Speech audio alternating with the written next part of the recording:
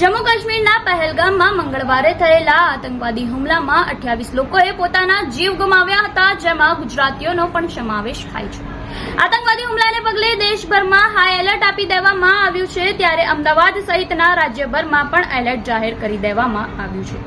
સુરક્ષા એજન્સીઓ અને ગુજરાત પોલીસે પણ સતર્ક થઈ ગઈ છે, તેમજ અંબાજી, દ્વારકા અને સોમનાથ સહિતના મંદિરોમાં સુરક્ષા વધારી દેવામાં આવી છે, તેમજ રાજ્યભરના રેલવે સ્ટેશન અને એરપોર્ટ પર ચાંપતી નજર રાખવામાં આવી રહી છે। સાથે જ રાજ્યભરમાં પોલીસ ચેકિંગ શરૂ કરી દેવામાં આવી છે, તેમજ શંકાસ્પદ લોકો ઉપર પણ નજર રાખવામાં આવી રહી છે। રાજ્યભરના બોર્ડર વિસ્તારોમાં સાથે સંવેદનશીલ વિસ્તારો પર પણ વધારાની પોલીસ ચોકડીને ગોઠવી દેવામાં આવી રહી છે, ત્યારે અવરજવર કરી રહેલા વાહનોના પણ ચેકિંગ શરૂ કરી દેવામાં આવ્યા છે।